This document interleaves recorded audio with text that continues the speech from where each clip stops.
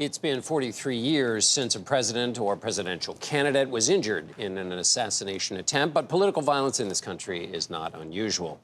Congressional data show there have been 15 direct assaults on U.S. presidents, presidents-elect, and presidential candidates throughout American history. 5 of them resulted in deaths. Joining us now is historian and biographer Alexis Coe. Her new book about President John F. Kennedy comes out next year.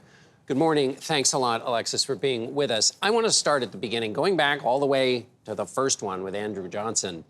There are those acts of political violence where the motivation is political, and then there are those acts of political violence where it's a political victim, but the motivations are the demons in the heads of the shooter. Is that a useful, or the assailant, is that a useful way to think about this history of American political violence when it comes to candidates and presidents?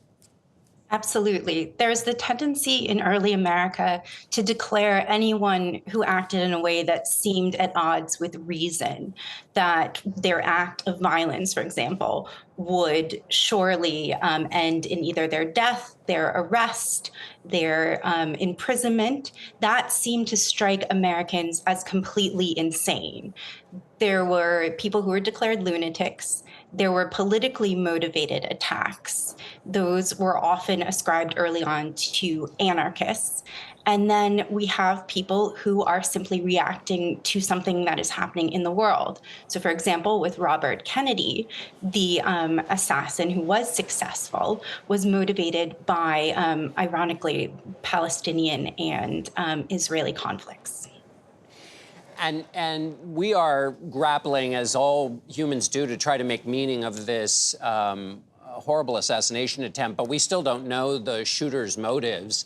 How have, in other periods of political violence and even if the motivations of the shooter were idiosyncratic, how has the political response been to some of the more high-profile assassination attempts? It really depends on the president. We have seen, for the most part, a call for unity.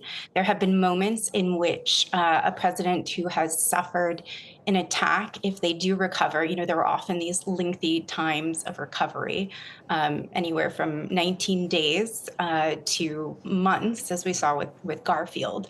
Usually there is some sort of come to God moment. So for Reagan, he really felt like this was the grace of God in which he survived, and he had a mandate to make certain changes in his life and his presidency. And we see that. He made a really important move in the aftermath. He not only wrote a New York Times op-ed, which is hard to imagine a Republican president doing now, former or present, and he also passed Brady legislation, which called for greater gun control. It's a great point. The reaction may not have been societal, but it happened in some cases with the person themselves. I'm thinking of George Wallace, assassination attempt in 1972.